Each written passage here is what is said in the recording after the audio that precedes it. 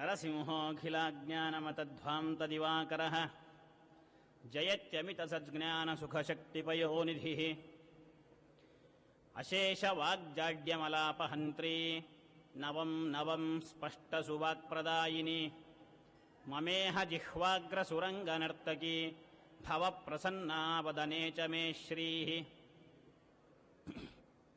ಅಭ್ರಮಂ ಭಂಗರಹಿತಂ ಅಜಡಂ ವಿಮಲಂ ಸದಾ ಆನಂದತೀರ್ಥಮತುಲಂ ಭಜೆ ತಾಪತ್ರಯಾಪಹಂ ಯಸ್ಯ ವಾಕ್ಕಾಮಧೇನುರ್ನಃ ಕಾಮಿತಾರ್ಥಾನ್ ಪ್ರಯಚ್ಛತಿ ಸೇವೇತಂ ಜಯಯೋಗೀಂದ್ರಂ ಕಾಮಬಾಣಚ್ಛಿದಂ ಸದಾ ಶ್ರೀಮತೋ ರಾಘವೇಂದ್ರಸ್ಯ ನಮಾಮಿ ಪದಪಂಕಜೆ ಕಾಮಿತಾಶೇಷಕಲ್ಯಾಣಕಲನಾ ಕಲ್ಪಪಾದಪೌ ಸತ್ಯಾಭಿಜ್ಞಕರಾಬ್ಜೋತ್ಥಾನ್ ಪಂಚಾಶದ್ವರ್ಷಪೂಜಕಾನ್ ಸತ್ಯಪ್ರಮೋದತೀರ್ಥಾರ್ಯಾನ್ ನೌಮಿನ್ಯಾಯ ಸುಧಾರತಾನ್ ವಿಘ್ನಧ್ವಾಂತನಿವಾರಣೈಕತರಣಿರ್ವಿಘ್ನಾಟವೀಹವ್ಯವಾಟ್ ವಿಘ್ನವ್ಯಾಲಕುಲೋಪಮರ್ದಗರುಡೋ ವಿಘ್ನೇಫ ಪಂಚಾನನಃ ವಿಘ್ನೋತ್ತುಂಗಗಿರಿಪ್ರಭೇದನ ಪವಿಃ ವಿಘ್ನಾಬ್ಧಿಕುಂಭೋದ್ಭವಃ ವಿಘ್ನಾಘೌಘಘನಪ್ರಚಂಡಪವನಃ ಪಾಯಾತ್ಪ್ರಸಾದೋ ಗುರೋಃ ಶ್ರೀಗುರುಭ್ಯೋ ನಮಃ ಹರಿಃ ಓಂ.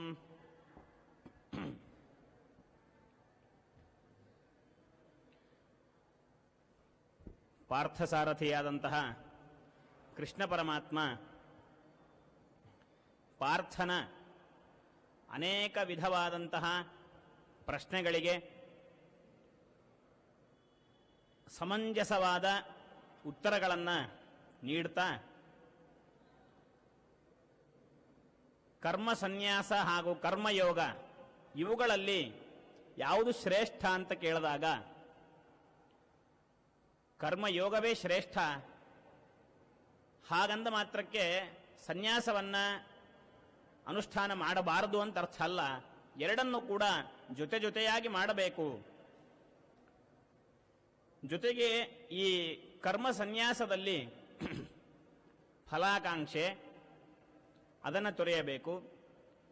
ಕರ್ತೃತ್ವಾನುಸಂಧಾನ, ಕಾರಯಿತೃತ್ವಾನುಸಂಧಾನ, ಈ ಮೂರು ಅಂಶಗಳನ್ನು ಪರಿತ್ಯಾಗ ಮಾಡಿದರೆ ಮಾತ್ರ ಅದು ಕರ್ಮ ಸನ್ಯಾಸವೆನಿಸಿಕೊಳ್ಳುತ್ತೆ ಅಂತ ಕೃಷ್ಣ ಪರಮಾತ್ಮ ಅರ್ಜುನನಿಗೆ ಉಪದೇಶ ಮಾಡಿ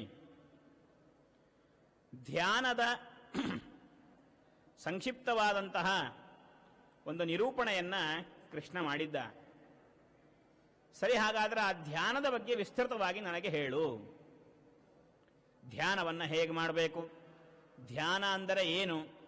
ಧ್ಯಾನದಲ್ಲಿ ಯಾವ ವಸ್ತುವಿನ, ಯಾವ ವ್ಯಕ್ತಿಯ, ಯಾವ ದೇವತೆಯ ಸ್ವರೂಪದ ಚಿಂತನೆಯನ್ನು ಮಾಡಬೇಕು ಇತ್ಯಾದಿಗಳನ್ನು ಸಾಂಗೋಪಾಂಗವಾಗಿ ಅದನ್ನು ತಿಳಿಸುವಂತ ಅರ್ಜುನ ಕೇಳಿದಾಗ ಕೃಷ್ಣ ಉತ್ತರ ಕೊಡ್ತಾನೆ.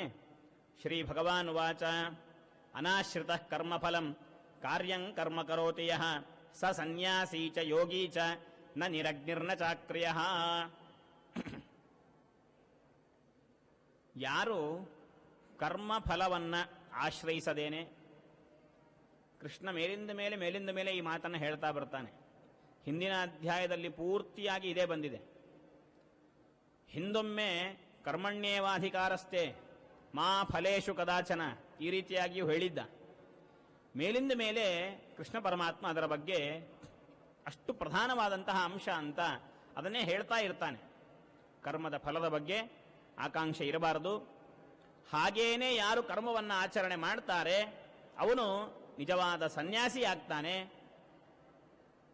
ಯೋಗಿಯೂ ಆಗ್ತಾನೆ.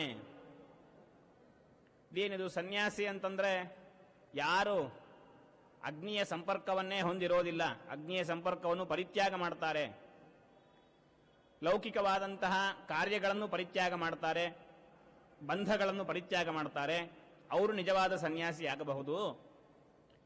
ಕರ್ಮಫಲದ ಬಗ್ಗೆ ಆಕಾಂಕ್ಷೆಯನ್ನ ತೊರೆದ ವ್ಯಕ್ತಿಯನ್ನ ಸನ್ಯಾಸಿ ಅಂತ ಕರೆಯೋದು ಹೇಗೆ? ನ ನಿರಗ್ನಿರ್ನ ಚಾಕ್ರಿಯ. ಈ ಲೋಕದಲ್ಲಿ ಯತಿಗಳಾದವರಿಗೆ ಅಗ್ನಿಯ ಸಂಪರ್ಕ ಇರುವುದಿಲ್ಲ. ಅವರು ಯಾವುದೇ ವಿಧವಾದಂತಹ ಹೋಮಗಳನ್ನಾಗಲಿ ಯಜ್ಞಯಾಗಾದಿಗಳನ್ನ ವೈಶ್ವದೇವವನ್ನು ಸಹಿತ ಅವರು ಮಾಡುವಂತಿಲ್ಲ.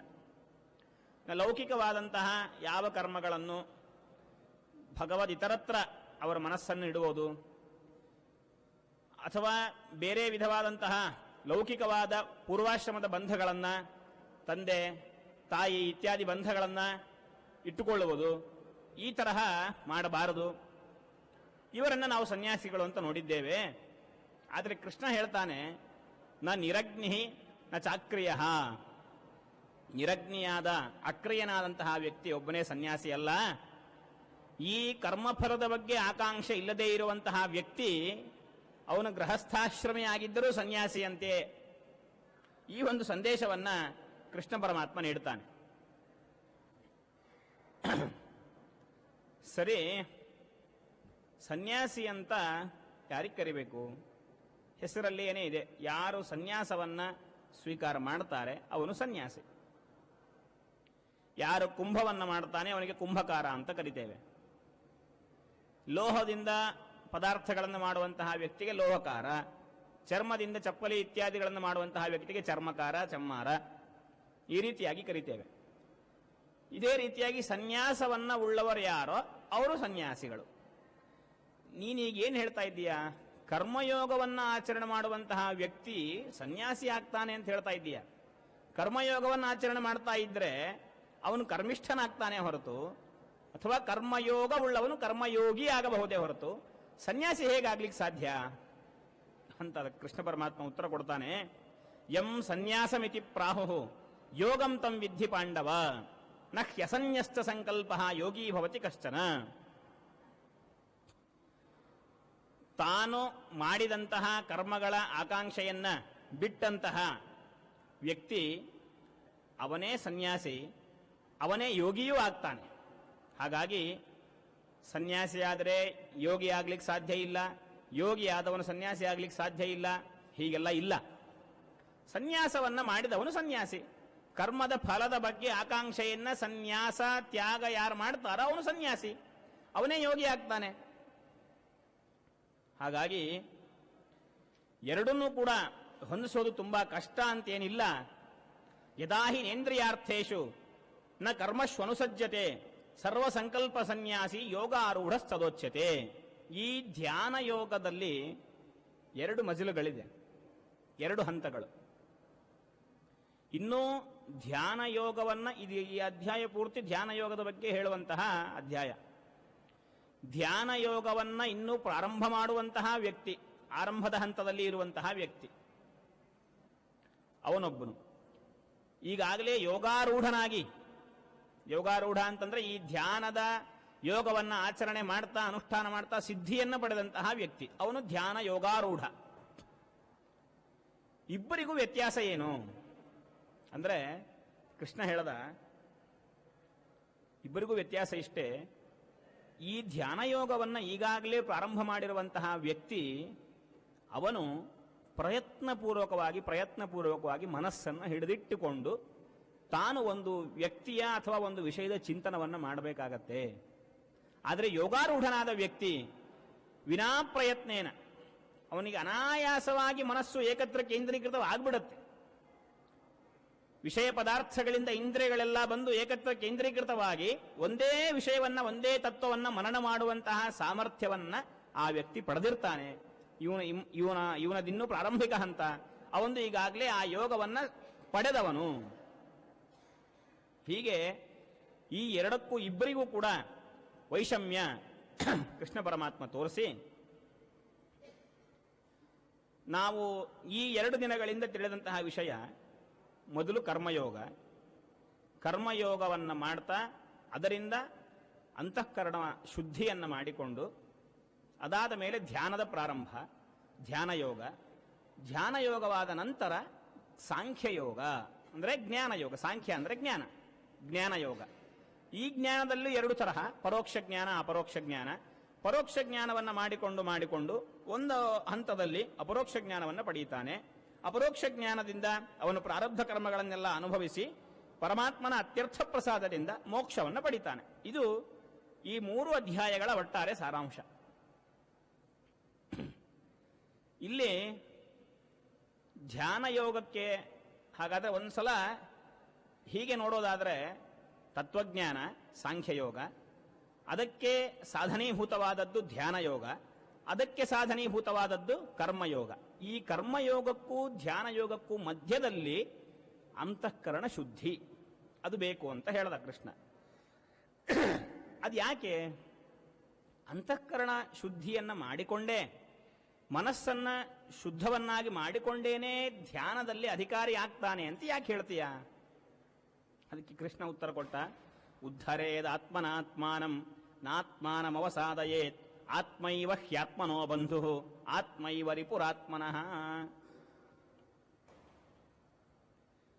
ಮನಯೇವ ಮನುಷ್ಯಾಣಂ ಕಾರಣಂ ಬಂಧಮೋಕ್ಷಯೋ. ನಿನ್ನ ಜೀವಸ್ವರೂಪವನ್ನ ನೀನು ಉದ್ಧಾರ ಮಾಡಿಕೊಳ್ಳಬೇಕಾದರೆ ನಿನ್ನ ಮನಸ್ಸಿನ ಕೈಯಲ್ಲಿ ಇದೆ. ಆತ್ಮೈವ ಹ್ಯಾತ್ಮನೋ ಬಂಧು, ಇಲ್ಲಿ ಒಂದು ಆತ್ಮ ಶಬ್ದಕ್ಕೆ ಮನಸ್ಸು ಅಂತ ಅರ್ಥ. ಜೀವಸ್ವರೂಪ ಇದು ನಿಗೃಹೀತವಾಗಿ, ಅಂದರೆ ಸಾಧನ ಮಾರ್ಗದಲ್ಲಿ ಜೀವಸ್ವರೂಪ ನಡೆಯಬೇಕು ಅಂತಂದರೆ, ತನ್ನ ಜೀವಸ್ವರೂಪದಲ್ಲಿರುವಂತಹ ಗುಣಗಳ ಅಭಿವ್ಯಕ್ತಿ ಆಗಬೇಕಾದರೆ ಮೊದಲಿಗೆ ಆತ್ಮೈವ ಹ್ಯಾತ್ಮನೋ ಬಂಧು, ಮನಃಶುದ್ಧಿ ಆಗಬೇಕು. ಮನಃಶುದ್ಧಿಯಾದ ನಂತರ ಧ್ಯಾನಕ್ಕೆ ಅವನು ಅಧಿಕಾರಿ ಆಗ್ತಾನೆ. ಹಾಗಾದ್ರೆ ಕರ್ಮಯೋಗದ ಅನೇಕ ಮಜಲುಗಳನ್ನು ದಾಟಿ ಬಂದಿರುವಂತಹ ವ್ಯಕ್ತಿ ಅನೇಕ ಬಾರಿ ಈ ಪಾಠ ಪ್ರವಚನಗಳನ್ನು ಕೇಳಿ ಕೇಳಿ ಮನಸ್ಸನ್ನ ಶುದ್ಧ ಮಾಡಿಕೊಂಡಿರುವಂತಹ ವ್ಯಕ್ತಿ ಇಷ್ಟು ದಿವಸ ಅವನು ಏನು ತಲೆಯಲ್ಲಿ ಗಳಿಸಿಕೊಂಡಿದ್ದ ವಿಷಯವನ್ನ ಅದರ ಬಗ್ಗೆ ಚಿಂತನೆ ಶುರು ಮಾಡಬೇಕು, ಅದರ ಬಗ್ಗೆ ಧ್ಯಾನವನ್ನು ಶುರು ಮಾಡಬೇಕು. ಶುದ್ಧವಾದಂತಹ ಮನಸ್ಸಿನಿಂದಲೇನೆ ಧ್ಯಾನವನ್ನು ಮಾಡಲಿಕ್ಕೆ ಸಾಧ್ಯ. ಧ್ಯಾನ ಮಾಡ್ತಾ ಮಾಡ್ತಾ ಜ್ಞಾನದಿಂದ ಈ ಸಂಸಾರವನ್ನ ದಾಟಲಿಕ್ಕೆ ಸಾಧ್ಯ. ಸರಿ, ಸಂಸಾರವನ್ನು ದಾಟಿಸಬೇಕು ಅಂತಾದರೆ, ಸಂಸಾರ ಇದು ಸಮುದ್ರದಂತೆ. ಒಂದು ಯಾವುದೋ ಹಳ್ಳದಲ್ಲಿ ಬಿದ್ದಿರ್ತೇವೆ, ಗಾಡಿ ಮೇಲೆ ಹೋಗ್ತಾ ಬೀಳ್ತೇವೆ.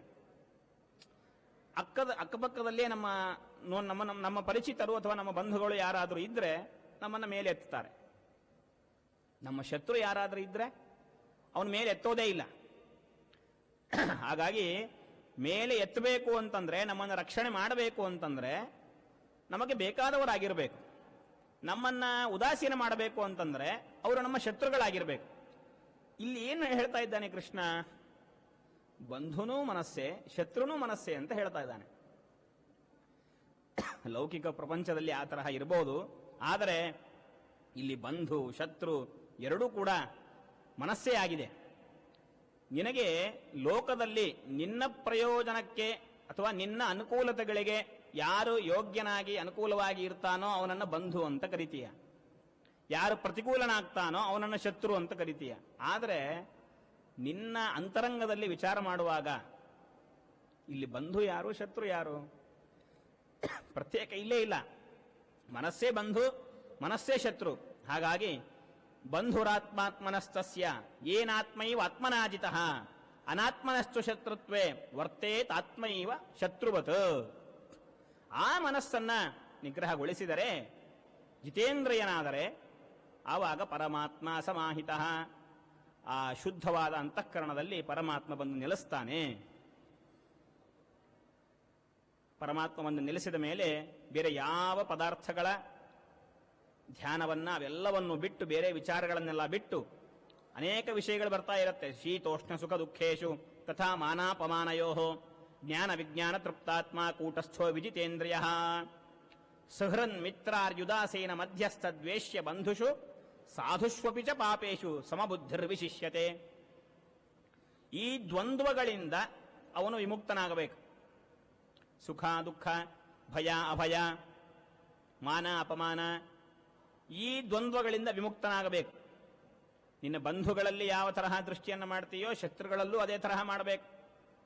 ಸಾಧುಷ್ವಪಿಚ ಪಾಪೇಶು, ಸಜ್ಜನರಲ್ಲಿ ದುರ್ಜನರಲ್ಲಿ ಒಂದೇ ತರಹ ದೃಷ್ಟಿಯನ್ನಿಡಬೇಕು. ಇದು ಹೇಗೆ ಕೃಷ್ಣ ಹೀಗೆ ಹೇಳ್ತಾ ಇದ್ದಾನೆ? ಒಂದು ವೇಳೆ ಕೃಷ್ಣನ ಅಭಿಪ್ರಾಯವೇ, ಅವನ ಅಂತರಂಗವೇ, ಅವನ ಹಾರ್ದವೇ ಹೀಗಿದ್ರೆ ಅವನ ಅವತಾರ ಆಗಿದ್ಯಾಕೆ? ಮೊದಲನೇ ಆ 4ನೇ ಅಧ್ಯಾಯದಲ್ಲಿ ಹೇಳ್ದ, ಪರಿತ್ರಾಣಾಯ ಸಾಧೂನಾ ವಿನಾಶಾಯ ಚ ದುಷ್ಕೃತಾಂ ಧರ್ಮ ಸಂಸ್ಥಾಪನಾರ್ಥಾಯ ಸಂಭವಾಮಿ ಯುಗೇ ಯುಗೇ. ಸಜ್ಜನರ ಸಂರಕ್ಷಣೆ, ದುರ್ಜನರ ಶಿಕ್ಷಣೆ, ಅದಕ್ಕಾಗಿ ತಾನೇ ಅವತಾರ ಮಾಡಿದ್ದ ನೀನು. ನೀನು ಮಾತ್ರ ಆ ತರಹ ಆ ಉದ್ದೇಶದಿಂದ ಅವತಾರ ಮಾಡಬಹುದು. ನಾನು ಮಾತ್ರ ನನಗೆ ನೀನು ಉಪದೇಶ ಮಾಡುವಾಗ ಸಮಬುದ್ಧಿರ್ವಿಶಿಷ್ಯತೆ, ಸಾಧುಷ್ವಪಿ ಚ ಪಾಪೇಶು ಸಮಬುದ್ಧಿರ್ವಿಶಿಷ್ಯತೆ. ಸಜ್ಜನರಲ್ಲಿ ಪಾಪಿಗಳಲ್ಲಿ ಒಂದೇ ತರಹ ದೃಷ್ಟಿಯನ್ನಿಡಬೇಕು. ಬಹಳ ಸೂಕ್ಷ್ಮವಾದ ವಿಷಯ, ವಿವೇಕದಿಂದ ಅರ್ಥ ಮಾಡಿಕೊಳ್ಳಬೇಕಾದಂತಹ ವಿಷಯ. ಯಾಕೆ ಕೃಷ್ಣ ಹಾಗೆ ಹೇಳ್ದ? ಸಮಬುದ್ಧಿ ಅಂದರೆ ಏನು? ಸಮಬುದ್ಧಿ ಅಂತಂದ್ರೆ ಹಿಂದೆ ಈಗಾಗಲೇ ಒಮ್ಮೆ ಬಂದಿದೆ. ವಿದ್ಯಾ ವಿನಯ ಸಂಪನ್ನೆ ಬ್ರಾಹ್ಮಣೇ ಗವಿಹಸ್ತಿನಿ ಶುನಿಚೈವ ಶ್ವಪಾಕೇಚ ಪಂಡಿತ ಸಮದರ್ಶಿನಃ. ಸಮದರ್ಶಿಗಳು, ಸಮಬುದ್ಧಿ. ಇದರ ಅರ್ಥ ಎಲ್ಲ ಜೀವರಾಶಿಗಳಲ್ಲಿ, ಎಲ್ಲ ಪದಾರ್ಥಗಳಲ್ಲಿ ಇರುವಂತಹ ಪರಮಾತ್ಮನ ರೂಪ ಒಂದೇ. ಈ ತರಹ ಸಮಭಾವನೆ ಇರಬೇಕು ಅಂತ ಅರ್ಥ ಹೊರತು ಎಲ್ಲರೂ ಒಂದೇ ಎನ್ನುವಂತಹ ಬುದ್ಧಿಯನ್ನು ಸರ್ವಥಾ ಮಾಡಬಾರದು. ಶ್ರೀಮದಾಚಾರ್ಯರು ಗೀತಾ ಭಾಷ್ಯದಲ್ಲಿ ತಿಳಿಸ್ತಾರೆ, ಗುಣಾನುಸಾರಣೀಂ ಪೂಜಾಂ ಸಮಾಂ ದೃಷ್ಟಿಂಚ ಯೋನರಹ. ಅವರವರ ಗುಣಗಳಿಗೆ ತಕ್ಕಂತೆ ಅವರಿಗೆ ಪೂಜೆಯನ್ನ, ಅವರಿಗೆ ಆದರವನ್ನ, ಗೌರವವನ್ನ, ಮರ್ಯಾದೆಯನ್ನು ಮಾಡುವುದೇನಿದೆ ಇದನ್ನೇ ಸಮದೃಷ್ಟಿ ಅಂತ ಕರೆಯೋದು. ಇವಾಗ ಒಬ್ಬ ಡಾಕ್ಟರ್ ಇರ್ತಾನೆ, ಆ ಡಾಕ್ಟರ್ ಹತ್ತಿರ ರೋಗಿಗಳು ಬರ್ತಾರೆ. ಡಾಕ್ಟರ್ ಕೇಳ್ತಾನೆ, ನಿಂದು ಯಾವ ಗೋತ್ರ ಅಂತ. ಅದು ಯಾಕೆ? ನಂದು ಕಾಶ್ಯಪ ಗೋತ್ರ, ನಿಂದು ಕಾಶ್ಯಪ ಗೋತ್ರ. ಸರಿ, ಹಾಗಾದ್ರೆ ನಿನಗೆ ನಾನು ಚೆನ್ನಾಗಿ ವೈದ್ಯವನ್ನು ಮಾಡ್ತೇನೆ. ಬೇರೆ ಗೋತ್ರದವರು ಬಂದ್ರೆ ವೈದ್ಯವನ್ನು ಮಾಡೋದಿಲ್ವಾ ಡಾಕ್ಟರ್? ಸಮಬುದ್ಧಿಯನ್ನು ಮಾಡಬೇಕಲ್ಲ. ಏನ್ ಮಾಡ್ತಾನೆ? ಬೇರೆಯವರು ಬಂದರೂ ವೈದ್ಯವನ್ನು ಮಾಡ್ತಾನೆ, ತನ್ನ ಗೋತ್ರದವರು ಬಂದರೂ ವೈದ್ಯವನ್ನು ಮಾಡ್ತಾನೆ. ಇದು ಸಮಬುದ್ಧಿನೇ. ಅಸಮಬುದ್ಧಿ ಅಂತಾದ್ರೂ ತಾರತಮ್ಯ ಇದೆ ನೋಡಿ. ಯಾವ ವ್ಯಕ್ತಿ, ಯಾವ ರೋಗಿ ಬರ್ತಾನೆ, ಅವನ ರೋಗ ಯಾವ ತರಹದ್ದಿದೆ ಅದಕ್ಕೆ ತಕ್ಕ ಹಾಗೆ ಅವನು ಆ ಚಿಕಿತ್ಸೆಯನ್ನು ಮಾಡ್ತಾನೆ. ಅದು ಇಂಜೆಕ್ಷನ್ ಇಂದ ಪರಿಹಾರ ಆಗತ್ತೋ, ಅಥವಾ ಟ್ಯಾಬ್ಲೆಟ್ ಇಂದೇ ಆಗತ್ತೋ, ಅಥವಾ ಸರ್ಜನ್ ಏನಾದರೂ ಸರ್ಜರಿ ಮಾಡಬೇಕೋ, ಅಲ್ಲಿ ತಾರತಮ್ಯ ಇದ್ದೇ ಇದೆ. ಸಮಬುದ್ಧಿ ಅಂದರೆ ಎಷ್ಟರವರೆಗೆ? ಯಾರೇ ರೋಗಿಗಳು ಬಂದರೂ ನಾನು ವೈದ್ಯವನ್ನ ಮಾಡಬೇಕು, ಚಿಕಿತ್ಸೆಯನ್ನು ಕೊಡಬೇಕು, ಇದು ಸಮಬುದ್ಧಿ. ಒಂದೇ ತರಹ ಚಿಕಿತ್ಸೆ ಕೊಡಬೇಕು ಅಂತನ್ನೋದೇನಿಲ್ಲ. ಇದು ಸಮಬುದ್ಧಿಗೆ ಒಳಪಟ್ಟದ್ದಲ್ಲ. ಇದು ಬಹಳ ವಿವೇಕದಿಂದ ಮಾಡುವಂತಹ ಕಾರ್ಯ. ಇದು ಲೋಕದಲ್ಲಿ ನಮಗೆಲ್ಲರಿಗೂ ಅನುಭವಕ್ಕೆ ಬಂದಿದ್ದೆ. ಹಾಗಾಗಿ ಸಮಬುದ್ಧಿ ಅನೇಕ ಬಾರಿ ಕೃಷ್ಣ ಉಪದೇಶ ಮಾಡ್ತಾನೆ. 3-4 ಸಲ ಬರುತ್ತೆ. ಎಲ್ಲ ವಿದ್ಯಾರ್ಥಿಗಳು ಎಕ್ಸಾಮ್ ಬರೀತಾರೆ. ಎಕ್ಸಾಮ್ ಬರೆದ ಮೇಲೆ ಎಲ್ಲರಿಗೂ ನಾನು ಒಂದೇ ತರಹ ಮಾರ್ಕ್ಸ್ ಹಾಕಬೇಕು ಅನ್ನೋದು ಸಮಬುದ್ಧಿ. ಒಂದೇ ತರಹ ಮಾರ್ಕ್ಸ್ ಹಾಕಬೇಕು ಅಂತೇನಿಲ್ವಲ್ಲ. ಆನ್ಸರ್ ಹೇಗೆ ಬರೀತಾರೆ ಅದರ ತಕ್ಕ ಹಾಗೆ ಮಾರ್ಕ್ಸ್ ಬರುತ್ತೆ. ಹಾಗಾಗಿ ಸೂಕ್ಷ್ಮವಾಗಿ ಇದನ್ನ ನೀನು ಅನುಷ್ಠಾನವನ್ನು ಮಾಡಬೇಕು ಅಂತ ಕೃಷ್ಣ ಮೇಲಿಂದ ಮೇಲೆ ಎಚ್ಚರವನ್ನು ಕೊಟ್ಟು, ಸರಿ, ಧ್ಯಾನದ ಪ್ರಕಾರ ಹೇಗೆ, ಧ್ಯಾನವನ್ನು ಹೇಗೆ ಮಾಡಬೇಕು? ಶುಚೌ ದೇಶೇ ಪ್ರತಿಷ್ಠಾಪ್ಯ ಸ್ಥಿರಮಾಸನಮಾತ್ಮನಃ ನಾತ್ಯುಚ್ಛ್ರಿತಂ ನಾತಿ ನೀಚಂ ಚೇಲಾದಿನ ಕುಶೋತ್ತರಂ. ಶುಭ್ರವಾದಂತಹ ಪ್ರದೇಶ, ಆ ಪ್ರದೇಶದಲ್ಲಿ ಅತೀ ಎತ್ತರದ ಆಸನ ಅಥವಾ ಅತೀ ಚಿಕ್ಕದಾದ ಆಸನವನ್ನು ಹಾಕಿಕೊಳ್ಳದೇನೆ ಯೋಗ್ಯವಾದಂತಹ ಆಸನವನ್ನು ಹಾಕಿಕೊಂಡು ಅದರಲ್ಲಿ ವಸ್ತ್ರ, ಅಜಿನ, ಆಮೇಲೆ ದರ್ಭೆಗಳು, ಕ್ರಮವಾಗಿ ಮೊದಲು ದರ್ಭೆ, ಅದರ ಮೇಲೆ ಅಜಿನ, ಅದರ ಮೇಲೆ ವಸ್ತ್ರ, ಚೈಲಾದಿನ ಕುಶೋತ್ತರಂ, ಹೀಗೆ ಹಾಕಿಕೊಂಡು ತತ್ರೈಕಾಗ್ರಂ ಮನಃ ಕೃತ್ವ ಯತ ಚಿತ್ತೇಂದ್ರಿಯ ಕ್ರಿಯ ಉಪವಿಶ್ಯಾಸನೇ ಯುಂಜಾದ್ ಯೋಗಮಾತ್ಮ ವಿಶುದ್ಧಯೇ. ಕೃಷ್ಣ ಹೇಳ್ದ, ಸಮಂ ಕಾಯಶಿರೋಗ್ರೀವಂ, ದೇಹ, ಕತ್ತು, ತಲೆ ಈ ಮೂರು ಒಂದೇ ರೇಖೆಯಲ್ಲಿರಬೇಕಂತೆ. ಒಂದೇ ರೇಖೆಯಲ್ಲಿರಬೇಕು. ಅಚಲಂ ಸ್ಥಿರ, ಆ ದೃಷ್ಟಿಯೆಲ್ಲವೂ ಕೂಡ ನಾಸಿಕಾಗ್ರಂ, ಮೂಗಿನ ತುದಿ ಭಾಗಕ್ಕೆ ದೃಷ್ಟಿಯನ್ನ ಕೇಂದ್ರೀಕರಿಸಬೇಕು. ಯಾವ ದಿಕ್ಕುಗಳನ್ನು ನೋಡದೇನೆ ಪ್ರಶಾಂತ ಮನಸ್ಸಿನಿಂದ ಧ್ಯಾನವನ್ನ ಮಾಡಬೇಕು. ಅಂತಹ ವ್ಯಕ್ತಿಗೆ ನಾನು ಬೇಗನೆ ಅವನ ಮನಸ್ಸಿನಲ್ಲಿ ಗೋಚರನಾಗ್ತೇನೆ. ಸರಿ, ಈ ಧ್ಯಾನ ತುಂಬಾ ಕಷ್ಟವಾದಂಥದ್ದಿದೆ. ಯಾಕಂದ್ರೆ ಅಷ್ಟೊತ್ತು ಕೂಡಬೇಕು. ಬರೀ ಕೂಡೋದೇನೋ ಹಾಗೆ ಹೀಗೆ ಕಾಲೆತ್ಕೊಂಡು ಕೂತ್ಬಿಡ್ತೀವಿ. ಕೃಷ್ಣ ಏನು ಹೇಳ್ದ? 3 ಅಂಗಗಳು ಒಂದೇ ರೇಖೆಯಲ್ಲಿರಬೇಕು. ಅದು ತುಂಬಾ ಕಷ್ಟ. ಇಂತಹ ಕಷ್ಟ ಸಾಧ್ಯವಾದಂತಹ ಈ ಧ್ಯಾನ ಅಷ್ಟೇ ಅಲ್ಲದೇನೆ ಮನಸ್ಸನ್ನು ಒಂದೇ ಕಡೆ ಕೇಂದ್ರೀಕರಣ ಮಾಡಬೇಕು. ಮಧ್ಯೆ ಹಸಿವೆ ಆಗ್ಬಿಟ್ರೆ ಏನ್ ಮಾಡೋದು? ಅದಕ್ಕೆ ನಾನೇನ್ ಮಾಡ್ತೇನೆ, ಹಸಿವೆ ನೀರಡಿಕೆಗಳನ್ನೆಲ್ಲ ಪರಿಹಾರ ಮಾಡಿಕೊಂಡೇ ಚೆನ್ನಾಗಿ ಹೊಟ್ಟೆ ತುಂಬ ಊಟವನ್ನು ಉಪಹಾರವನ್ನು ಮಾಡಿ, ಯಾಕೆಂದ್ರೆ ಮಧ್ಯೆ ಹಸಿವೆ ಆಗಿಬಿಟ್ರೆ ಕಷ್ಟ. ಆ ಪರಮಾತ್ಮನ ಸ್ವರೂಪ ವಿಚ್ಛೇದ ಆಗಿಬಿಟ್ರೆ ಅದಕ್ಕೆ ನಾನೇನ್ ಮಾಡಿಬಿಡ್ತೇನೆ, ಮೊದಲೇ ಊಟವನ್ನು ಮಾಡಿಕೊಂಡು ಹೊಟ್ಟೆ ತುಂಬಿಸಿಕೊಂಡೆ ಧ್ಯಾನವನ್ನು ಮಾಡ್ತೇನೆ. ಅದಕ್ಕಂತಾನೆ ಕೃಷ್ಣ ನಾತ್ಯಶ್ನತಸ್ತು ಯೋಗೋಸ್ತಿ ನಚೈಕಾಂತ ಮನಸ್ನತಃ. ಹೊಟ್ಟೆ ತುಂಬ ತಿಂದು ಧ್ಯಾನವನ್ನು ಮಾಡ್ತೀನಿ ಅಂದ್ರೆ ಮಾಡೋದು ಧ್ಯಾನ ಅಲ್ಲ, ನಿದ್ದೆ ಆಗತ್ತೆ. ಏನೂ ಉಪವಾಸದಿಂದ ನಾವು ಧ್ಯಾನವನ್ನು ಮಾಡ್ತೀವಿ ಅಂದ್ರೂ ಸಾಧ್ಯ ಇಲ್ಲ. ಹೊಟ್ಟೆ ತುಂಬ ತಿಂದು ಧ್ಯಾನವನ್ನು ಮಾಡ್ತೀವಿ ಅಂದ್ರೂ ಸಾಧ್ಯ ಇಲ್ಲ. ಯಾವಾಗಲೂ ನಿದ್ರೆಯಲ್ಲೇನೆ ನಮ್ಮ ಮನಸ್ಸು ಆ ಕಡೆ ಹೋಗ್ತಾ ಇತ್ತು, ಬೇರೆ ಬೇರೆ ವಿಷಯಗಳಿಗೆ ಹೋಗ್ತಾ ಇತ್ತು ಅಂತಂದ್ರೆ ಅವಾಗೂ ಧ್ಯಾನ ಮಾಡ್ಲಿಕ್ಕೆ ಸಾಧ್ಯ ಇಲ್ಲ. ಅದಕ್ಕೆ ಕೃಷ್ಣ ಹೇಳ್ದ, ಯುಕ್ತಾಹಾರ ವಿಹಾರಸ್ಯ ಯುಕ್ತ ಚೇಷ್ಟಸ್ಯ ಕರ್ಮಸು ಯುಕ್ತ ಸ್ವಪ್ನಾವಬೋಧಸ್ಯ ಯೋಗೋ ಭವತಿ ದುಃಖ. ಶ್ರಮ ಪರಿಹಾರ ಆಗಲಿಕ್ಕೆ ಎಷ್ಟು ಬೇಕೋ ಅಷ್ಟು ತಿನ್ನಬೇಕು. ಬಹಳ ಕೆಲಸಗಳನ್ನು ಮಾಡಿ ನಾನು ಬಂದು ಮನೆಯಲ್ಲಿ ಎಲ್ಲ ಕೆಲಸಗಳನ್ನು ಮುಗಿಸ್ಕೊಂಡು ನಾನು ಒಂದು 10 ಗಂಟೆಗೆ 11 ಗಂಟೆಗೆ ಸ್ನಾನವನ್ನು ಮಾಡಿ ಪೂಜೆಯನ್ನು ಮಾಡ್ತೇನೆ ಅಂತಂದ್ರೆ, ಅವಾಗ ಧ್ಯಾನವನ್ನು ಮಾಡ್ತೇನೆ ಅಂತಂದ್ರೆ ಅದು ಸಾಧ್ಯವೇ ಇಲ್ಲ. ಏನಿದ್ರೂ ಪ್ರಶಾಂತವಾದಂತಹ ವಾತಾವರಣ ಇರಬೇಕು, ಆ ಕಾಲವು ಯೋಗ್ಯವಾದಂತಹ ಕಾಲ ಇರಬೇಕು, ಹೊಟ್ಟೆಯಲ್ಲಿ ಆತ್ಮಾರಾಮ ಬಂದಿರಬಾರದು. ಅಷ್ಟರಲ್ಲಿಯೇ ಎಲ್ಲವನ್ನು ಮುಗಿಸ್ಕೊಳ್ಬೇಕು. ಯುಕ್ತ ಸ್ವಪ್ನಾವಬೋಧಸ್ಯ, ಶ್ರಮ ಬಂತ, ಶ್ರಮ ಜಾಸ್ತಿ ಆಯ್ತಾ ತಕ್ಷಣ ಸ್ವಲ್ಪ ವಿಶ್ರಾಂತಿ ತಗೊಳ್ಬೇಕು, ಮತ್ತೆ ಇತ್ತು ಧ್ಯಾನವನ್ನು ಮಾಡಬೇಕು. ಹೀಗೆ ಕೃಷ್ಣ ಪರಮಾತ್ಮ ಆ ಧ್ಯಾನವನ್ನ ಉಪದೇಶ ಮಾಡ್ತಾನೆ. ದೇಹಕ್ಕೆ ಆಹಾರವನ್ನ ಸ್ವಲ್ಪವಾದರೂ ತಗೊಳ್ಬೇಕು ಅಂತ ಹೇಳ್ದ ಕೃಷ್ಣ. ಆ ಸ್ವಲ್ಪವಾದಂತಹ ಆಹಾರವೇ ನಾನು ನಿಷಿದ್ಧವಾದಂತಹ ಆಹಾರವನ್ನು ಸ್ವೀಕಾರ ಮಾಡ್ತೀನಿ ಅಂತಂದ್ರೆ, ಯಾವುದೋ ನಿಷಿದ್ಧವಾದಂತಹ ಪದಾರ್ಥಗಳನ್ನು ಸ್ವೀಕಾರ ಮಾಡಿದ್ರೆ ಅದು ಮನಸ್ಸಿನ ಮೇಲೆ ಪರಿಣಾಮವಾಗತ್ತೆ. ಆಹಾರ ಛಾಂದೋಗ್ಯ ಭಾಷ್ಯದಲ್ಲಿ ಬರುತ್ತೆ, ಅಶಿತೇ ತೇಜಸಿ ತ್ರೇಧಾ ವಿಭಕ್ತಿ, 3 ತರಹ ಆಹಾರದ ಪರಿಣಾಮವಾಗತ್ತೆ ಅಂತ ಹೇಳ್ತಾರೆ. ಹಾಗಾಗಿ ಯೋಗ್ಯವಾದ ಸಾತ್ವಿಕವಾದಂತಹ ಆಹಾರವನ್ನು ಸ್ವೀಕಾರ ಮಾಡಬೇಕು. ಆವಾಗ ಶರೀರ ಇದು ಸಮತೋಲನ ಸ್ಥಿತಿಯಲ್ಲಿ ಇರುತ್ತೆ. ಕೆಲವೊಬ್ಬರು ಈ ಗಾಡಿಗೆ ಪೆಟ್ರೋಲ್ ಮೇಂಟೈನ್ ಮಾಡ್ತಾ ಇರ್ತಾರೆ. ಯಾವುದು ಒಂದು ಕಂಪನಿ ಅಂದ್ರೆ ಒಂದೇ ಕಂಪನಿ ಇದೆ, HP ಹಾಕಿಸ್ತೀವ HP ನೇ ಹಾಕಿಸ್ತಾರೆ. ಶೆಲ್ ಅದರಲ್ಲೂ ವಿ ಪವರ್ ಒಳ್ಳೆ ಕ್ವಾಲಿಟಿ ಇದೆ ಹಾಕಿಸಿದ್ರೆ ಗಾಡಿ ಚೆನ್ನಾಗಿ ಓಡುತ್ತೆ ಅಂತ. ಹಾಗೆ ನಾವು ಧ್ಯಾನವನ್ನು ಮಾಡಬೇಕಾದ್ರೆ ಯೋಗ್ಯವಾದಂತಹ ಆಹಾರವನ್ನು ಸ್ವೀಕಾರ ಮಾಡಿದ್ರೆ ಧ್ಯಾನ ಅದು ಸಾಂಗವಾಗಿ ನಡೀತಾ ಹೋಗುತ್ತೆ. ಹೀಗೆ ಯಥಾ ದೀಪೋ ನಿವಾತಸ್ಥ ನೇಂಗತೆ ಸೋಪಮಾ ಸ್ಮೃತ. ಇಂದ್ರಿಯ ನಿಗ್ರಹವನ್ನು ಮಾಡಿ ಧ್ಯಾನವನ್ನು ಮಾಡಿದ ಆ ವ್ಯಕ್ತಿಗೆ ಹೇಗಿರುತ್ತೆ ಅಂತಂದ್ರೆ, ಜೋರಾದ ಗಾಳಿಯಲ್ಲಿ ದೀಪವನ್ನು ಇಟ್ಟರೆ ನಿಲ್ಲತ್ತಾ? ಅಥವಾ ನಿವಾತ ಪ್ರದೇಶ, ವ್ಯಾಕ್ಯೂಮ್ ಅಂತಾರಲ್ಲ, ಯಾವ ಗಾಳಿಯೂ ಇಲ್ಲದೆ ಇರುವಂತಹ ಸ್ಥಳದಲ್ಲಿ ದೀಪ ಇಟ್ಟರೂ ನಿಲ್ಲೋದಿಲ್ಲ, ಅಲ್ಲಿ ಬೆಳಗೋದೇ ಇಲ್ಲ. ಸ್ವಲ್ಪ ಗಾಳಿ ಇರಬೇಕು, ಜೋರಾದ ಗಾಳಿ ಇರಬಾರ್ದು. ಆವಾಗ ದೀಪ ಒಂದೇ ರೇಖೆಯಲ್ಲಿ ಉರಿತಾ ಇರುತ್ತೆ. ಆ ತರಹ ಧ್ಯಾನವನ್ನು ಮಾಡಬೇಕು. ಯಥಾ ದೀಪೋ ನಿವಾತಸ್ಥ ನೇಂಗತೆ ಸೋಪಮಾ ಸ್ಮೃತ. ಆವಾಗ ಆ ಮನಸ್ಸಿನಲ್ಲಿ ಒಂದು ಇಷ್ಟು ದಿನಗಳ ವಾಸನಾದಿಂದ, ಶ್ರವಣದಿಂದ ದರ್ಶನ, ಪರಮಾತ್ಮನ ದರ್ಶನವನ್ನು ಮಾಡಿರ್ತೇವೆ ಅನೇಕ ಬಾರಿ ದೇವಸ್ಥಾನಗಳಲ್ಲಿ, ಮೂಲರಾಮದೇವರ ದರ್ಶನವನ್ನು ಮಾಡಿರ್ತೇವೆ, ಅನೇಕ ವಿಧವಾದಂತಹ ಪ್ರತಿಮೆಗಳನ್ನು ನೋಡಿರ್ತೇವೆ. ಈ ಶ್ರವಣ ದರ್ಶನ ಇವುಗಳಿಂದ ಹುಟ್ಟಿದಂತಹ ಆ ವಾಸನ ಏನಿರುತ್ತೆ, ಆ ವಾಸನಾಮಯವಾದಂತಹ ಒಂದು ವಸ್ತು, ಒಂದು ರೂಪ ಮನಸ್ಸಿನಲ್ಲಿ ಗೋಚರವಾಗುತ್ತೆ. ಟೀಕಾಕೃತ್ಪಾದರು ಶ್ರೀಮನ್ಯಾಯಸುಧೆಯಲ್ಲಿ ಧ್ಯಾನ ಅಂತಂದ್ರೆ ಒಂದು ಡೆಫಿನೇಷನ್ ಕೊಡ್ತಾರೆ.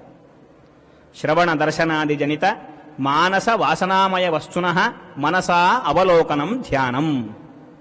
ಮನಸ್ಸಿನಿಂದ ಆ ವಾಸನಾಮಯ ವಸ್ತುವಿನ ದರ್ಶನವನ್ನ ನಾವೇನ್ ಮಾಡ್ತೇವೆ ಅದು ಧ್ಯಾನ ಅಂತ ಕರೆಸಿಕೊಳ್ಳುತ್ತೆ. ನೀನು ಕೇಳ್ದಿ, ಶುದ್ಧಾಂತಃಕರಣರಾಗೆ ಮನಸ್ಸನ್ನು ಶುದ್ಧಿ ಮಾಡಿಕೊಂಡೇ ಧ್ಯಾನವನ್ನು ಯಾಕೆ ಮಾಡಬೇಕು? ಯಾಕೆ ಅಂದ್ರೆ ಮನಸ್ಸು ಶುದ್ಧ ಆದ ಮೇಲೆ ಯಸ್ಮಿನ್ ಸ್ಥಿತೋ ನ ದುಃಖೇನ ಗುರುಣಾಪಿ ವಿಚಾಲ್ಯತೆ. ಎಷ್ಟು ದೊಡ್ಡ ದುಃಖಗಳು ಬಂದರೂ, ಎಷ್ಟು ಕಷ್ಟ ಬಂದರೂ ಕೂಡ ನೀನು ಧ್ಯಾನವನ್ನು ಬಿಡೋದಿಲ್ಲ. ಯಾವಾಗ? ಅಂತಃಕರಣ ಶುದ್ಧವಾದರೆ. ಹಾಗಾಗಿ ಇಂದ್ರಿಯಗಳನ್ನ ನಿಗ್ರಹ ಮಾಡಬೇಕು. ಬಲವಾನ್ ಇಂದ್ರಿಯ ಗ್ರಾಮ ವಿದ್ವಾಂಸಮಪಿ ಕರಶತಿ. ಹಾಗಾಗಿ ಇಂದ್ರಿಯಗಳ ನಿಗ್ರಹವನ್ನು ಮಾಡಿ ಅಂತಃಕರಣವನ್ನು ಶುದ್ಧಿ ಮಾಡಿಕೊಂಡು ಮನಸ್ಸಿನಲ್ಲಿ ಏನ್ ಚಿಂತನೆ ಮಾಡಬೇಕು? ಸರ್ವಭೂತಸ್ಥಮಾತ್ಮಾನಂ ಸರ್ವಭೂತಾನಿ ಚಾತ್ಮನಿ.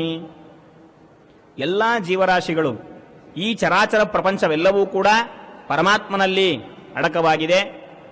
ಪರಮಾತ್ಮ ಎಲ್ಲ ಕಡೆ ಅಡಕವಾಗಿದ್ದಾನೆ. ಹೀಗೆ ಪರಮಾತ್ಮನ ಚಿಂತನೆಯನ್ನು ನಾವು ಮಾಡಬೇಕು.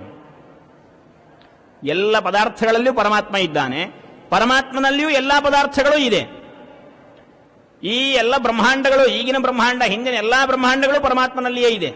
ಈ ತರಹ ಚಿಂತನೆಯನ್ನ ಮಾಡಿದವನಿಗೆ ಸಮಬುದ್ಧಿಯನ್ನು ಮತ್ತೆ ಮತ್ತೆ ಹೇಳ್ತಾನೆ ಆ ಪರಮಾತ್ಮ. ಸಮದರ್ಶನ, ಸಮಬುದ್ಧಿಯನ್ನು ಮಾಡಿದವನಿಗೆ ಬೇಗನೆ ಸಿದ್ಧಿಯಾಗತ್ತೆ. ತಸ್ಯಾಹಂ ನ ಪ್ರಣಶ್ಯಾಮಿ ಸಚಮೇ ನ ಪ್ರಣಶ್ಯತಿ. ಅಂತಹ ವ್ಯಕ್ತಿಗೆ ಅವನ ಮನಸ್ಸಿನಲ್ಲಿ ನಾನು ಯಾವಾಗಲೂ ತೋರ್ತಾನೆ ಇರ್ತೇನೆ, ಅವನನ್ನು ನಾನು ಬಿಡೋದಿಲ್ಲ, ನಾನು ಅವನನ್ನು ಬಿಡೋದಿಲ್ಲ.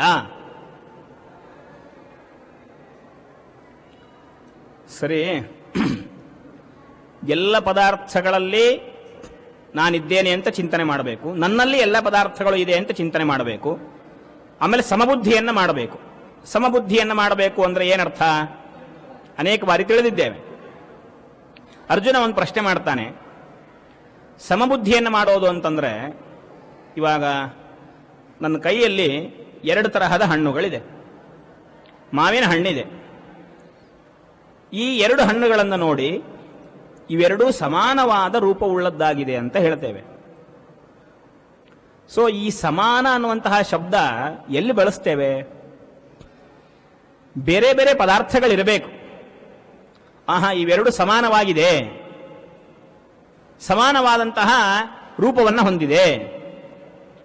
ಈ ಸಮಾನ ರೂಪವನ್ನು ಹೊಂದೋದು ಅಂತಂದ್ರೆ ಅವೆರಡು ಬೇರೆ ಆದಾಗ ಮಾತ್ರ ಸಮಾನ ಎನ್ನುವಂತಹ ಶಬ್ದ ಬಳಸಲಿಕ್ಕೆ ಸಾಧ್ಯ.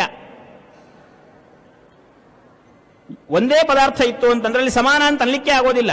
2 ಪದಾರ್ಥ ಇರಬೇಕು, ಇವೆರಡು ಸಮಾನವಾದಂತಹ ಸ್ಥಾನದಲ್ಲಿ ಕುಳಿತಿದ್ದಾರೆ, ಸಮಾನವಾದ ಆಸನದಲ್ಲಿ ಕುಳಿತಿದ್ದಾರೆ ಅಂತ ಅಂತೇವೆ.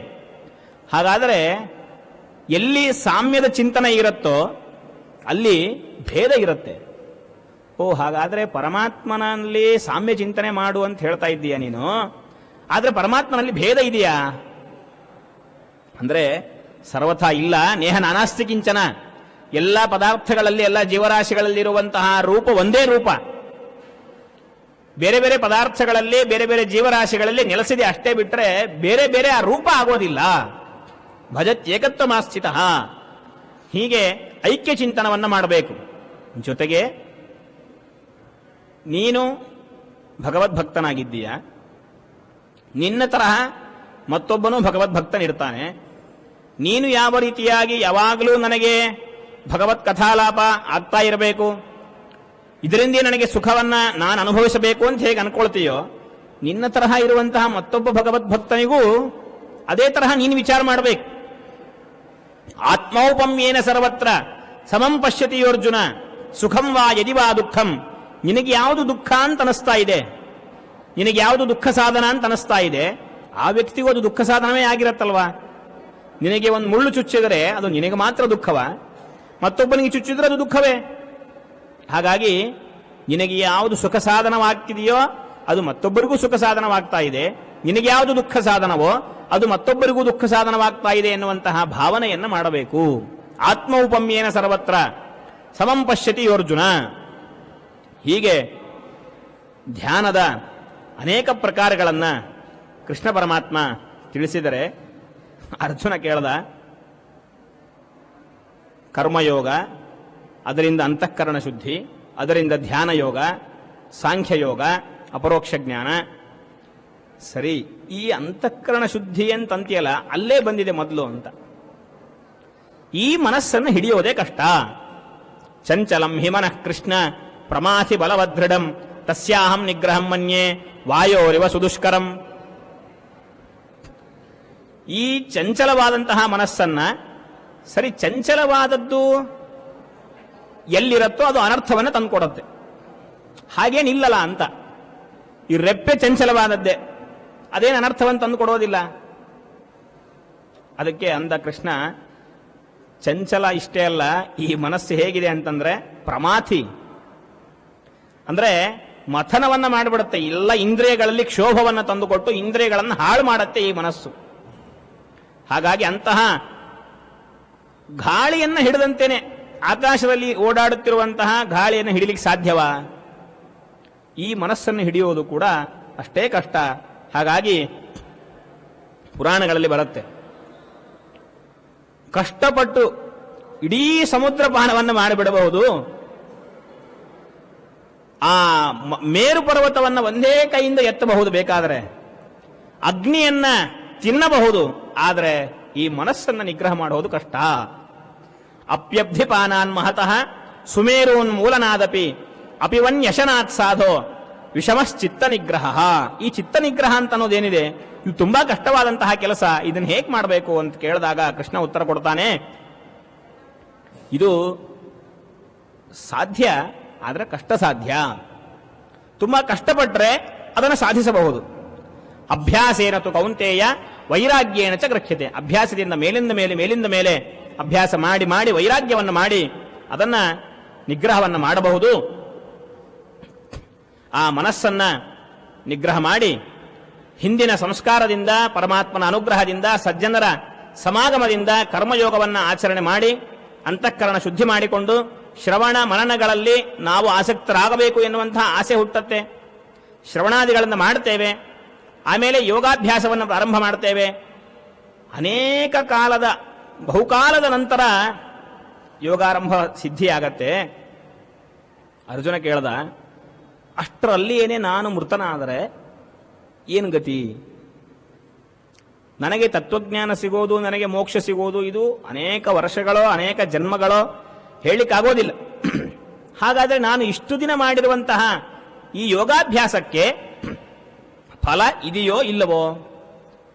ಇಲ್ಲ ಅಂತಂದ್ರೆ ಹಾಗಾದ್ರೆ ನನಗೆ ಮೋಸ ಮಾಡಿದಂತೆ ಆಯಿತು. ಇದೆ ಅಂತಂದ್ರೆ ಏನು ಗತಿ? ಅದಕ್ಕೇನು ಫಲ ಅಂತ ಅದಕ್ಕೆ ಕೃಷ್ಣ ಉತ್ತರ ಕೊಟ್ಟ, ಸರ್ವಥಾ ಫಲ ಇಲ್ಲ ಅಂತಲ್ಲ. ಈ ಜನ್ಮದಲ್ಲಿ ನೀನು ಯೋಗಾಭ್ಯಾಸವನ್ನು, ಧ್ಯಾನ ಯೋಗವನ್ನು ಮಾಡದಿ, ಇನ್ನೂ ಅದರಲ್ಲಿ ಸಿದ್ಧಿಯನ್ನು ಪಡೆದಿಲ್ಲ, ಮೃತನಾದ ಮೇಲೆ ಮತ್ತೆ ಮುಂದಿನ ಜನ್ಮದಲ್ಲಿ ಮತ್ತೆ ABCD ಅಲ್ಲ, ಅಲ್ಲಿಂದೇ ಕಂಟಿನ್ಯೂ ಆಗತ್ತೆ. ಆ ಪೂರ್ವ ಜನ್ಮದ ಸಂಸ್ಕಾರ ಬಂದಿರತ್ತೆ. ಈ ಜಡಭರತರಿಗೆ ಏನಾಗಿದೆ?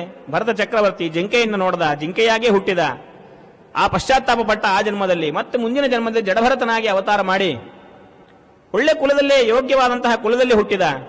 ರಹುಗುಣ ಮಹಾರಾಜನ ಸಂಪರ್ಕವಾಯಿತು, ಮೇಣೆ ಹೊತ್ತ. ಅಲ್ಲಿಯವರೆಗೂ ಏನೂ ಮಾತನಾಡಲಿಲ್ಲ. ಕೊನೆಗೆ ರಹುಗುಣ ಮಹಾರಾಜನಿಗೇನೆ ತತ್ವಗಳನ್ನು ಉಪದೇಶ ಮಾಡುವಂತಹ ಒಂದು ಯೋಗ್ಯತೆ, ಸಾಮರ್ಥ್ಯವನ್ನು ಪಡೆದ ಜಡಭರತ. ಎಲ್ಲಿಂದ ಬಂತು? 2 ಜನ್ಮಗಳ ಆ ಸಂಸ್ಕಾರ ಏನಿದೆ ಅದಲ್ಲಿ ಉಪಯೋಗ ಬಿತ್ತು. ಹಾಗಾಗಿ ಎಂದಿಗೂ ಕೂಡ ನಹಿ ಕಲ್ಯಾಣ ಕೃತ್ಕಶ್ಚಿತ್ ದುರ್ಗತಿಂ ತಾತ ಗಚ್ಚತಿ. ಸತ್ಕರ್ಮಗಳನ್ನು ಮಾಡಿರುವಂತಹ ವ್ಯಕ್ತಿಗೆ ಕೃಷ್ಣ ಪರಮಾತ್ಮ 2ನೇ ಅಧ್ಯಾಯದಲ್ಲೇ ಹೇಳಿಬಿಟ್ಟಿದ್ದಾನೆ, ನಾಸತೋ ವಿದ್ಯತೆ ಭಾವ ನಾಭಾವೋ ವಿದ್ಯತೆ ಸತಃ. ಸತ್ಕರ್ಮಗಳನ್ನು ಆಚರಣೆ ಮಾಡಿದವರಿಗೆ ಎಂದಿಗೂ ಪಾಪವಿಲ್ಲ, ದುಷ್ಕರ್ಮಗಳನ್ನು ಮಾಡಿದವರಿಗೆ ಎಂದಿಗೂ ಪುಣ್ಯವಿಲ್ಲ ಅಂತ ಹಿಂದೆ ಇದಕ್ಕೆ ಉತ್ತರವನ್ನ ಕೊಟ್ಟಿದ್ದ. ಜಡಭರತನಂತೆ ಹಿಂದಿನ ಜನ್ಮದಲ್ಲಿ ಮುಗೀತು ಅಂತ ಸರ್ವಥಾ ತಿಳಿಯಬೇಡ, ಅದು ಮತ್ತೆ ಮುಂದಿನ ಜನ್ಮದಲ್ಲಿಯೂ ಕೂಡ ಅದರ ಅನುವರ್ತನೆ ಆಗತ್ತೆ. ಹಾಗಾಗಿ ಇದು ನಿಷ್ಫಲವಾದಂತಹ ಕಾರ್ಯ, ನೀನು ಮಾಡಿದಂತೆ ಆಗುವುದಿಲ್ಲ ಅಂಥೇಳಿ ಈ ಧ್ಯಾನ ಯೋಗವನ್ನ ಯಾರು ಆಚರಣೆಯನ್ನು ಮಾಡ್ತಾರೆ ಅವನು ತಪಸ್ವಿಗಳಿಗಿಂತಲೂ ಉತ್ತಮನೇ. ಕೃಚ್ಛ್ರ, ಚಾಂದ್ರಾಯಣ, ಅನೇಕ ವಿಧವಾದಂತಹ ತಪಸ್ಸುಗಳನ್ನು ಮಾಡಿ, ಯಾಕಂದ್ರೆ ಇದರ ಮುಂದಿನ ಸ್ಟೆಪ್ ಅದು. ನೀವು ಕೃಚ್ಛ್ರ, ಚಾಂದ್ರಾಯಣಾದಿ ವ್ರತಗಳನ್ನು, ಚಾತುರ್ಮಾಸ್ಯ, ಏಕಾದಶಿ ಇತ್ಯಾದಿ ವ್ರತಗಳನ್ನು ಮಾಡೋದ್ರಿಂದ ಏನಾಗತ್ತೆ? ಅಂತಃಕರಣ ಶುದ್ಧಿಯಾಗತ್ತೆ. ಈ ಅಂತಃಕರಣ ಶುದ್ಧಿಯನ್ನು ಪಡೆದುಕೊಂಡು ಮುಂದಿನ ಮೆಟ್ಟಿಲಲ್ಲಿ ಹೆಜ್ಜೆಯನ್ನು ಇಟ್ಟವ ಈ ಧ್ಯಾನ ಯೋಗ ಆರೂಢನಾದಂತಹ ವ್ಯಕ್ತಿ. ಜ್ಞಾನಿಭ್ಯೋ ವಿಮತೋಧಿಕ. ಈ ಪರೋಕ್ಷ ಜ್ಞಾನವನ್ನು, ಅಂದರೆ ಶಾಸ್ತ್ರಗಳಿಂದ ಪಾಂಡಿತ್ಯವನ್ನು ಗಳಿಸಿರುವಂತಹ ವ್ಯಕ್ತಿಯಗಿಂತಲೂ ಅವನು ಉತ್ತಮ. ಕರ್ಮಿಭ್ಯಶ್ಚಾಧಿಕೋ ಯೋಗಿ. ಅಗ್ನಿಹೋತ್ರ, ವಾಜಪೇಯ, ಪೌಂಡರೀಕ ಇತ್ಯಾದಿ ಜ್ಯೋತಿಷ್ಠೋಮಾದಿ ಯಾಗಗಳನ್ನು ಮಾಡುವ ವ್ಯಕ್ತಿಯಗಿಂತಲೂ ಈ ಧ್ಯಾನ ಯೋಗವನ್ನು ಮಾಡುವಂತಹ ವ್ಯಕ್ತಿ ಉತ್ತಮೋತ್ತಮ ಅಂತ ಕೃಷ್ಣ ಪರಮಾತ್ಮ ಅವನನ್ನ ಪ್ರಶಂಸೆ ಮಾಡ್ತಾನೆ. ಯೋಗಿನಾಮಪಿ ಸರ್ವೇಷಾಂ ಮದ್ಗತೇನ ಅಂತರಾತ್ಮನ ಶ್ರದ್ಧಾವಾನ್ ಭಜತೆ ಯೋ ಮಾಂ ಸಮೇ ಯುಕ್ತ ತಮೋ ಮತಃ. ಈ ಯೋಗಿಯಾದಂತಹ ವ್ಯಕ್ತಿ ಏನಿದ್ದಾನೆ ಇವನು ನನಗೆ ಅತ್ಯಂತ ಪ್ರೀತಿ ಪಾತ್ರ ಇಷ್ಟೇ ಇರಲಿಲ್ಲ ಕೃಷ್ಣ, ಯುಕ್ತ ತಮೋಮತಃ ಅಂತ ಅಂದ. ಬಿಗ್ಗರ್, ಬಿಗ್ಗೆಸ್ಟ್ ಹೀಗೆ ನಾವು ಇಂಗ್ಲಿಷ್ನಲ್ಲಿ ಹೇಳ್ತೇವೆ. ಹಾಗೆ ಯುಕ್ತ ಅಂದಿಲ್ಲ, ಯುಕ್ತ ತರ ಅಂದಿಲ್ಲ, ಯುಕ್ತ ತಮ ಅಂತ ಅಂದ. ಏನಿದ್ರ ಅಭಿಪ್ರಾಯ? ಶ್ರದ್ಧೆ ಇದೆ, ಶ್ರದ್ಧಾವಾನ್ ಲಭತೆ ಜ್ಞಾನಂ. ಶ್ರದ್ಧೆಯಿಂದ ಎಲ್ಲವನ್ನು ಮಾಡ್ತಾ ಇದ್ದಾನೆ, ಸಜ್ಜನರ ಸಹವಾಸ ಆಗಿದೆ, ಅನೇಕ ವಿಧವಾದಂತಹ ವಿಷಯಗಳನ್ನು ತತ್ವಗಳನ್ನು ತಿಳಿದಿದ್ದಾನೆ. ಆದರೆ ಬೇರೆ ದೇವತೆಗಳ ಆರಾಧನೆಯನ್ನ ಮಾಡ್ತಾ ಇದ್ದಾನೆ, ಅವನು ಯುಕ್ತ ಅಷ್ಟೇ. ಸರಿ, ನನ್ನ ಆರಾಧನೆಯನ್ನೇ ಮಾಡ್ತಾ ಇದ್ದಾನೆ, ಶ್ರದ್ಧೆಯಿಂದಲೇ ಮಾಡ್ತಾ ಇದ್ದಾನೆ, ನನ್ನ ಆರಾಧನೆ ಮಾಡ್ತಾನೆ, ಯಾವತ್ತೂ ಬಿಡೋದೇ ಇಲ್ಲ. ಆದರೆ ನನ್ನ ಆರಾಧನೆ ಯಾವುದಕ್ಕಾಗಿ ಮಾಡ್ತಾನೆ? ಐಹಿಕವಾದಂತಹ ಫಲಗಳಿಗೋಸ್ಕರ ಮಾಡ್ತಾನೆ, ಅವನು ಯುಕ್ತತರ ಅಷ್ಟೇ. ನನ್ನ ಆರಾಧನೆಯನ್ನೇ ಮಾಡ್ತಾನೆ, ಆದ್ದರಿಂದ ಅವನು ಯುಕ್ತತರ. ಆದರೆ ಈ ಧ್ಯಾನಯೋಗವನ್ನ ಸಿದ್ಧಿ ಪಡ್ಕೊಂಡಿರುವಂತಹ ವ್ಯಕ್ತಿ ಏನು ಆಚರಣೆ ಮಾಡ್ತಾನೆ, ಅವನ ಕರ್ಮದಿಂದ ಏನು ಫಲ ಉಂಟಾಗತ್ತೆ ಅದರಲ್ಲಿ ಆಕಾಂಕ್ಷೆಗಳನ್ನು ಬಿಟ್ಟಿರ್ತಾನೆ. ಆದ್ದರಿಂದ ಇವನು ಯುಕ್ತತಮ, ಮೂರನೇ ಸ್ಥಾನವನ್ನು ಕೊಟ್ಟ ಕೃಷ್ಣ. ಹಾಗಾಗಿ ಅಂತಹ ಯುಕ್ತತಮ ಅಂತ ಅವನನ್ನು ಪ್ರಶಂಸೆ ಮಾಡಿ ಇಂತಹ ಧ್ಯಾನಯೋಗವನ್ನ ಆಚರಣೆ ಮಾಡಬೇಕು. ಈ ಧ್ಯಾನದಿಂದ ತತ್ವಜ್ಞಾನ ಪ್ರಾಪ್ತವಾಗತ್ತೆ, ತತ್ವಜ್ಞಾನದಿಂದ ಮೋಕ್ಷವಾಗತ್ತೆ ಅಂತ ಯೋಗ ಈ ಧ್ಯಾನಯೋಗದ ಆತ್ಮಸಂಯಮ ಯೋಗ ಅಂತೂ ಅಂತಾರೆ, ಧ್ಯಾನಯೋಗ ಅಂತೂ ಅಂತಾರೆ ಈ ಅಧ್ಯಾಯಕ್ಕೆ. ಈ ಧ್ಯಾನಯೋಗದ ವಿಷಯ ಬಂದಾಗೆ ಇವತ್ತಿನ ದಿವಸವೇ ಸತ್ಯನಿಧಿ ತೀರ್ಥ ಶ್ರೀಪಾದಂಗಳವರ ಆರಾಧನಾ ಮಹೋತ್ಸವ. ಅವರ ಇತಿಹಾಸದಲ್ಲಿ ನಾವು ಕೇಳ್ತೇವೆ, ಅಖಂಡವಾಗಿ ಧ್ಯಾನವನ್ನು ಮಾಡಿರುವಂತಹ ಒಂದು ಸ್ವಭಾವ ಅವರದು. ಮಗ್ನರಾಗಿ ಜಪಕ್ಕೆ ಕುಳಿತರೆ 1 ತಾಸು 2 ತಾಸು 3 ತಾಸು 4 ತಾಸುಗಟ್ಟಲೇ ಧ್ಯಾನವನ್ನು ಮಾಡುವಂತಹ ಒಂದು ಸ್ವಭಾವ. ಆ ಯೋಗ್ಯತೆಯನ್ನ, ಆ ಧ್ಯಾನ ಯೋಗವನ್ನ ಇಲ್ಲಿ ಕೃಷ್ಣ ಪರಮಾತ್ಮ ಏನು ಹೇಳಿದ, ಸವಂ ಕಾಯ ಶಿರೋಗ್ರೀವಂ ಧಾರಯನ್ನ ಚಲಂ ಸ್ಥಿರ, ಆ ತರಹ ಧ್ಯಾನ ಮಾಡ್ತಾ ಇದ್ರು ಅಂತ ಅವರ ಇತಿಹಾಸದಲ್ಲಿ ನಾವು ಕೇಳ್ತೇವೆ. ಅವರ ಹೆಸರನ್ನ ಸಾರ್ಥಕ ಮಾಡಿಕೊಂಡಿದ್ದಾರೆ ಸತ್ಯನಿಧಿ ತೀರ್ಥ ಶ್ರೀಪಾದಂಗಳವರು. ಸತ್ಯ ಅಂದ್ರೆ ಪರಮಾತ್ಮ ಅಂತ ಅರ್ಥ. ಸತ್ಯನಾಮಕನಾದ ಪರಮಾತ್ಮನಲ್ಲಿ ನಿತರಾಂ ಧೀಯತೆ ಮನಃ ಸತ್ಯನಿಧಿ, ಸತ್ಯೇ ನಾರಾಯಣೇ ನಿತರಾಂ ಧೀಯತೆ ಇತಿ ಮನಃ ಸತ್ಯನಿಧಿ ತೀರ್ಥರು ಅಂತ ಅವರ ಹೆಸರನ್ನ ಸಾರ್ಥಕವನ್ನಾಗಿ ಮಾಡಿಕೊಂಡು ತುಂಬಾ ಅದ್ಭುತವಾದಂತಹ ಪವಾಡಗಳನ್ನು ತೋರಿಸಿ ಮಹಾನುಭಾವರು, ಶಾಪಾನುಗ್ರಹ ಸಮರ್ಥರು, ಅನಧೀತ್ಯ ಮಹಾಭಾಷ್ಯಂ ವ್ಯಾಖ್ಯಾತಂ ಯದನುಗ್ರಹಾತ್ ವಂದೇತಂ ವಿಧಿನಾ ಸತ್ಯನಿಧಿಂ ಸಜ್ಞಾನ ಸಿದ್ಧಯೇ. ಜ್ಞಾನವನ್ನು ಪಡೆಯಬೇಕು, ಸತ್ಯನಿಧಿ ತೀರ್ಥ ಶ್ರೀಪಾದಂಗಳವರ ಅನುಗ್ರಹ ಬೇಕು. ಯಾರ ಅನುಗ್ರಹದಿಂದ ಸತ್ಯನಾಥ ತೀರ್ಥ ಶ್ರೀಪಾದಂಗಳವರು ಮಹಾಭಾಷ್ಯವನ್ನ ನಿರರ್ಗಳವಾಗಿ ಪ್ರವಚನವನ್ನ ಮಾಡ್ತಾರೆ. ಅಧ್ಯಯನ ಮಾಡಿಲ್ಲ, ಯಾರ ಹತ್ತಿರ ಪಾಠವನ್ನು ಹೇಳಿಸಿಕೊಂಡಿದ್ದಲ್ಲ, ಹೀಗೆ ಗ್ರಂಥವನ್ನ ಪ್ರಾರಂಭ ಮಾಡಿದ್ದಾರೆ. ನಿರರ್ಗಳವಾಗಿ ಪುಂಖಾನುಪುಂಖವಾಗಿ ಎಲ್ಲಾ ಕೋಟಿಗಳನ್ನ ಸತ್ಯನಾಥ ತೀರ್ಥ ಶ್ರೀಪಾದಂಗಳವರು ಹೇಳ್ತಾ ಹೋಗ್ತಾ ಇದ್ದಾರೆ. ಅವರು ಹೇಳ್ತಾರೆ, ಅನಧೀತ್ಯ ಮಹಾಭಾಷ್ಯಂ ವ್ಯಾಖ್ಯಾತಂ ಯದ್ ಅನುಗ್ರಹ ವಂದೇತಂ ವಿಧಿನಾ ಸತ್ಯನಿಧಿಂ ಸಜ್ಞಾನ ಸಿದ್ಧಯೇ. ಇದರಲ್ಲಿ ನಮ್ಮದೇನೂ ಇಲ್ಲ, ಕೇವಲ ನಮ್ಮ ಗುರುಗಳಾದ ಸತ್ಯನಿಧಿ ತೀರ್ಥ ಶ್ರೀಪಾದಂಗಳವರ ಪರಮಾನುಗ್ರಹ ಒಂದೇ ಇದರಲ್ಲಿ ಅಂತ ಮುಕ್ತಕಂಠದಿಂದ ಪ್ರಶಂಸೆಯನ್ನು ಮಾಡ್ತಾರೆ ಗುರುಗಳ ಅನುಗ್ರಹವನ್ನ. ಸತ್ಯನಾಥ ತೀರ್ಥ ಶ್ರೀಪಾದಂಗಳವರ ಭಕ್ತಿ, ಸತ್ಯಾಭಿನವ ತೀರ್ಥ ಶ್ರೀಪಾದಂಗಳವರು ಸತ್ಯನಾಥರಲ್ಲಿ ಮಾಡುವಂತಹ ಭಕ್ತಿ ತುಂಬಾ ಅದ್ಭುತವಾದಂತಹ, ಅನಿರ್ವಚನೀಯವಾದಂತಹ ಭಕ್ತಿ. ಒಂದು ಸಲ ಸತ್ಯನಿಧಿ ತೀರ್ಥ ಶ್ರೀಪಾದಂಗಳವರು ಚಿಂಚೋಳಿಯಲ್ಲಿ ಇರ್ತಾರೆ.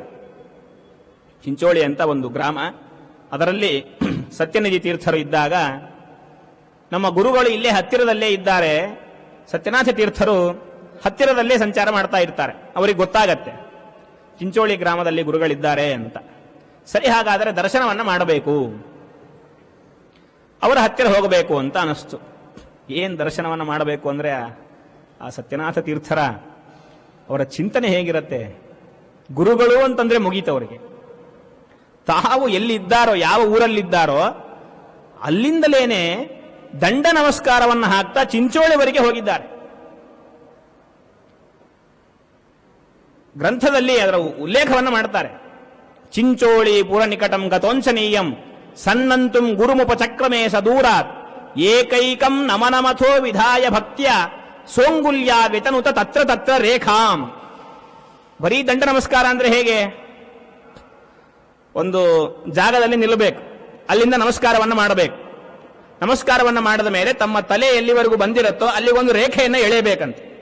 ಮತ್ತೆ ಅಲ್ಲಿಂದ ಪಾದವನ್ನಿಟ್ಟು ನಮಸ್ಕಾರ ಮಾಡಬೇಕು. ಈ ತರಹ ನಮಸ್ಕಾರವನ್ನು ಮಾಡಿಕೊಂಡು ಗುರುಗಳ ಮೇಲೆ ಭಕ್ತಿಯನ್ನ ಸಾರಿದಂತಹ ಮಹಾನುಭಾವರು ಸತ್ಯನಾಥ ತೀರ್ಥರು. ಇಂತಹ ಸತ್ಯನಾಥ ತೀರ್ಥರನ್ನ ಜಗತ್ತಿಗೆ ನೀಡಿ ಗುರುಭಕ್ತಿ ಹೇಗಿರಬೇಕು ಅಂತನ್ನುವುದನ್ನು ತೋರಿಸಿಕೊಟ್ಟ ಮಹಾನುಭಾವರು ಸತ್ಯನಿಧಿ ತೀರ್ಥ ಶ್ರೀಪಾದಂಗಳವರು.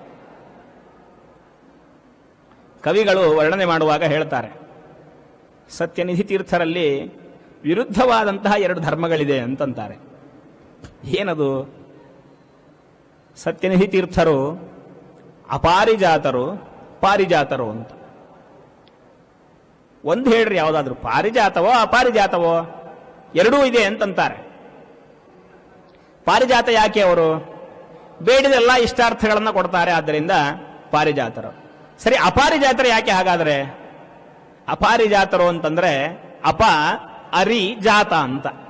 ಅರಿ ಅಂದ್ರೆ ಶತ್ರುಗಳು, ಜಾತ ಅಂದ್ರೆ ಸಮುದಾಯ. ಶತ್ರುಗಳ ಸಮುದಾಯವನ್ನೇ ಗೆದ್ದವರು. ಅಪ ಯಾವ ಶತ್ರುಗಳು ಇವರಿಗೆ ಮೊದಲಿಂದಲೂ ಇದ್ದೇ ಇಲ್ಲ, ಅಜಾತ ಶತ್ರುಗಳು ಇವರಾದ್ದರಿಂದ ಅಪಾರಿಜಾತರೂ ಹೌದು. ಬೇಡಿದ ಇಷ್ಟಾರ್ಥಗಳನ್ನು ಕೊಡ್ತಾರೆ, ಆದ್ದರಿಂದ ಪಾರಿಜಾತರೂ ಹೌದು ಅಂತ.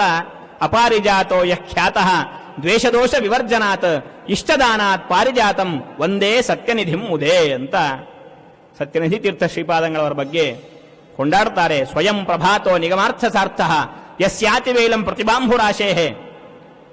ಪ್ರತಿಭೆ ವಿದ್ಯೆ ಏನಾದರೂ ಬೇಕು ಅಂದ್ರೆ ಸತ್ಯನಿಧಿ ತೀರ್ಥ ಶ್ರೀಪಾದಂಗಳವರ ಸೇವೆಯನ್ನು ಮಾಡಬೇಕು. ಅಂತಹ ಮಹಾನುಭಾವರು ಸತ್ಯನಿಧಿ ತೀರ್ಥ ಶ್ರೀಪಾದಂಗಳವರು. ಇವತ್ತು ಅವರ ಆರಾಧನಾ ಮಹೋತ್ಸವ. ಸರಿಯಾಗಿ ಧ್ಯಾನ ಯೋಗದ ಬಗ್ಗೆ ಬಂದಾಗೆ ಅವರ ಆರಾಧನಾ ಮಹೋತ್ಸವ ನಡೀತಾ ಇರುವುದು ಇದೊಂದು ಯೋಗಾಯೋಗ ಅಂತ ನಾವು ಚಿಂತನೆಯನ್ನು ಮಾಡಬಹುದು. ವಿಶೇಷವಾಗಿ ನಮ್ಮ ಗುರುಗಳ ಅಂತರ್ಯಾಮಿಯಾದಂತಹ ಸತ್ಯನಿಧಿ ತೀರ್ಥ ಶ್ರೀಪಾದಂಗಳವರ ಅಂತರ್ಯಾಮಿಯಾದ ಭಾರತೀರಮಣ ಮುಖ್ಯ ಪ್ರಾಣಾಂತರ್ಗತನಾದಂತಹ ಆ ಕೃಷ್ಣ ಪರಮಾತ್ಮ ಪಾರ್ಥಸಾರಥಿ ಈ ಎಲ್ಲ ಗೀತೆಯಲ್ಲಿ ಬಂದಿರುವಂತಹ ಎಲ್ಲ ತತ್ವಗಳ ಪ್ರಮೇಯಗಳ ಅನುಷ್ಠಾನ ನಮಗೆಲ್ಲರಿಗೂ ಬರಲಿ ಅಂತ ವಿಶೇಷವಾಗಿ ಪ್ರಾರ್ಥನೆಯನ್ನು ಮಾಡ್ತಾ, ಈ 3 ದಿನಗಳು ಮಾಡಿದಂತಹ ಈ ಜ್ಞಾನ ಯಜ್ಞವನ್ನ, ಈ ವಾಕ್ ಕುಸುಮಗಳನ್ನ ಪರಮಾತ್ಮನ ಪಾದಾರವಿಂದಗಳಲ್ಲಿ ಸಮರ್ಪಣೆಯನ್ನು ಮಾಡ್ತಾ ಇದ್ದೇನೆ. ಹರಯೇ ನಮಃ. ಶ್ರೀಕೃಷ್ಣಾರ್ಪಣಮಸ್ತು.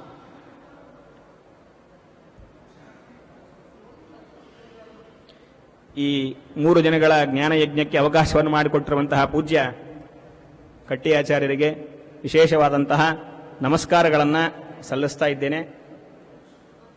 ಭೀಮಸೇನಾಚಾರ್ಯ ಅತ್ತನೂರು ಇವರಿಗೂ ಕೂಡ ಧನ್ಯವಾದ ಪೂರ್ವಕ ನಮಸ್ಕಾರಗಳನ್ನು ಸಲ್ಲಿಸ್ತೇನೆ.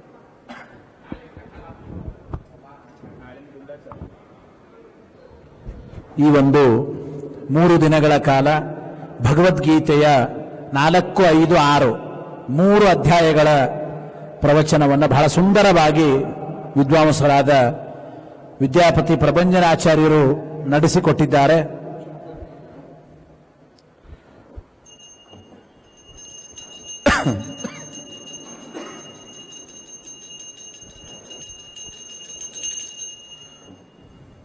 ನಾ ಮೊದಲೇ ದಿವಸ ಹೇಳಿದ ಹಾಗೆ ಒಳ್ಳೆ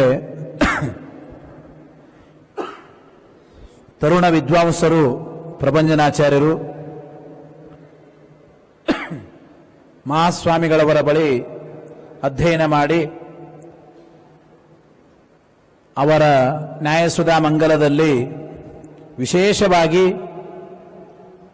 98, 99 ಅಂಕಗಳನ್ನು ಪಡೆದು ಸಮಗ್ರ ನ್ಯಾಯಸುಧೆಯ ಪರೀಕ್ಷೆಯನ್ನು ಕೊಟ್ಟು ಅತ್ಯುತ್ತಮ ಶ್ರೇಣಿಯಲ್ಲಿ ಉತ್ತೀರ್ಣರಾಗಿ ಲೌಕಿಕ ವಿದ್ಯೆಯಲ್ಲಿಯೂ ವಿಶೇಷವಾದ ಪ್ರಾವೀಣ್ಯ, ಒಳ್ಳೆ ಪ್ರವಚನಕಾರರು. ಈ ಬಾರಿ ಅವರು ಬಂದು ಇಲ್ಲಿ ಪ್ರವಚನ ನಡೆಸಿಕೊಟ್ಟಿದ್ದಕ್ಕಾಗಿ ವಿಶೇಷವಾಗಿ ಧನ್ಯವಾದವನ್ನ ತಿಳಿಸ್ತಾ ಇದ್ದೇವೆ. ನಮ್ಮ ಸೇವಾಕರ್ತರುಗಳು ನೀಲಕಂಠವರು, ಪರಿವಾರದವರು ಮತ್ತು ರಮೇಶ್ ಪ್ರತಿನಿಧಿಯವರು ಎಲ್ಲರ ವತಿಯಿಂದ ಆಚಾರ್ಯರಿಗೆ ನಮಸ್ಕಾರ ಹೇಳ್ತಾ ಆಚಾರ್ಯರಿಗೆ ಫಲತಾಂಬೂಲವನ್ನ ಸಮರ್ಪಣೆ ಮಾಡ್ತಾ ಇದ್ದೇವೆ. ರಾಘವೇಂದ್ರ ಆಚಾರ್ಯರಿಗೆ ಫಲವನ್ನ ಸಮರ್ಪಣೆ ಮಾಡಿದ್ದಾರೆ. ನಾಳೆಯಿಂದ 4 ದಿನಗಳ ಕಾಲ ಕಲ್ಲಾಪುರ ಪೌಮಾನಾಚಾರ್ಯರಿಂದ 7, 8, 9 ಈ ಒಂದು ಅಧ್ಯಾಯಗಳ ಪ್ರವಚನ ನಡೆಯುತ್ತದೆ. ಮುಂದೆ ಪ್ರತಿಪದ ಮತ್ತು ಬಿದಿಗೆ ಅಂದರೆ 5, 6ನೇ ತಾರೀಕು ವಿದ್ಯಾಧೀಶಾಚಾರ್ಯರಿಂದ 2 ಅಧ್ಯಾಯಗಳ ಪ್ರವಚನ ಮುಂದುವರಿಯುತ್ತದೆ.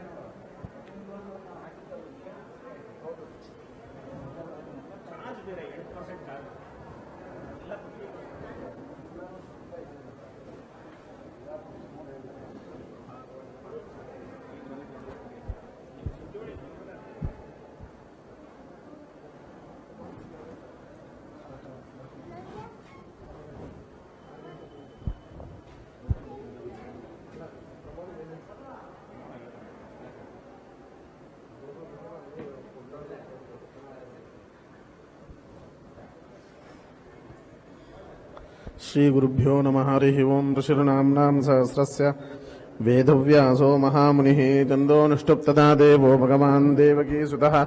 ॐ नमो भगवते वासुदेवाय। ॐ विश्वाय नमः। ॐ विश्वं विष्णुर्वषत्कारो भूतभव्यभवत्प्रभुः भूतकृद्भूतकृद्भावो भूतात्मा भूतभावनः भूतात्मा परमात्मा च मुक्तानां परमागतिः अव्ययपुरुषः साक्षी क्षेत्रज्ञो क्षर एव च योगो योगविदान्नेता प्रधानपुरुषेश्वरः नारसिंहवपुः श्रीमान् केशवः पुरुषोत्तमः